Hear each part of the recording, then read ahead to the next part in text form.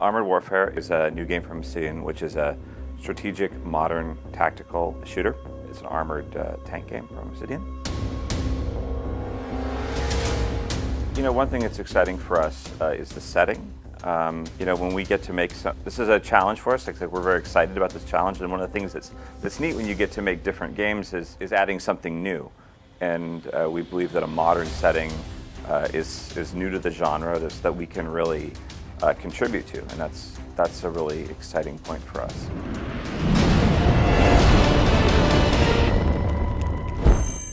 So there'll be a wide variety of countries represented in the game, but really in the modern world it's less about the specific countries the vehicle's from and more about the types of vehicles themselves. And so we'll be focusing on vehicles from everywhere in the world.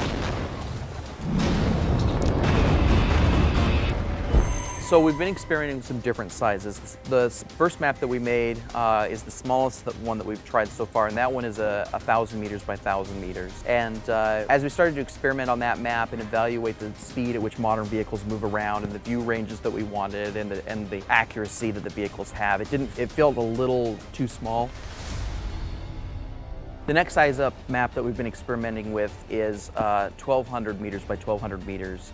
Which doesn't seem like a big jump in size, but it's actually a 44% increase in the total surface area of the map from the 1,000 by 1,000 side. And so when we started playing on those maps, it felt a lot better. It felt like there were places players could go that weren't just sitting out in the open. They could hide, they could sneak around.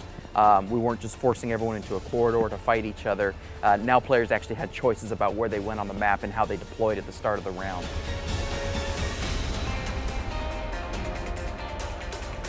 And so right now that's a pretty good size for our maps.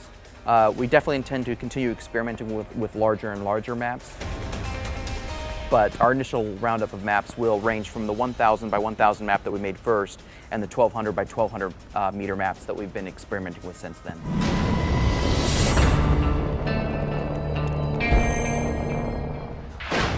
By default, we're pretty much making all the projectiles move at their real-world speed. So you have slower ammunition like heat projectiles, which kind of vary in the 3 digits, you know, 700 meters per second to 1,100 meters per second.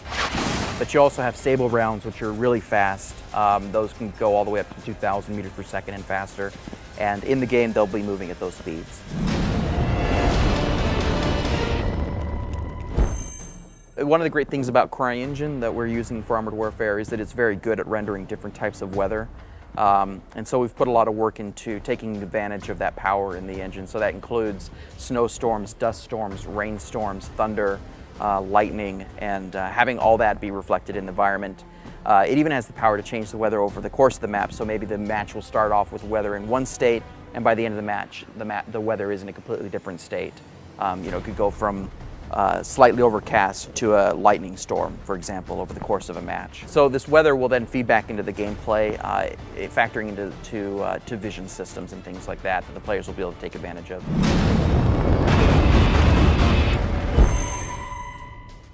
There are spotting mechanics in the game that affect whether or not enemy vehicles can see each other.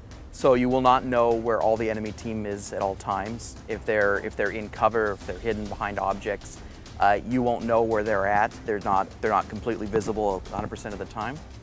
And this is one of those things where players will be able to configure their vehicles depending on if they want to emphasize being hidden more, being more camouflaged. They can invest in things like camo nets, which will be visible in the game and rendered on the tanks. Other players may be more interested in investing in spotting, extending their view range, extending their ability to detect other tanks. And that's a system that we'll probably discuss in more detail at a later date, but there is definitely a spotting system that players can take advantage of. Destruction of vehicles is obviously a core part of the presentation of the game. This is something that's going to be happening in every match. So this is another thing where we looked at a lot of reference videos where possible. We consulted a lot of people who actually have experience in these things and talked to them about what does it look like, what does it feel like, what does it sound like, and try to convey that in the game as well. One of the things that's important to note is that there isn't just one type of way that the vehicles can be destroyed. They might be disabled from taking damage to certain areas of the vehicle, or it's possible that the vehicle is set on fire and burns out.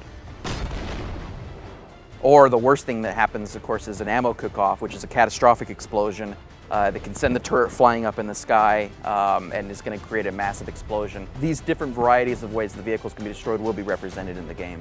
You'll see parts of the tanks break off as they take damage. A lot of the looser objects that you see on the outside of a tank, like bags and storage lockers and things like that, can be blown up and destroyed by the shells of an enemy tank shooting at it. So you'll be able to see that type of destruction as well. Even though the tank itself hasn't been destroyed, the components on the exterior of it can be.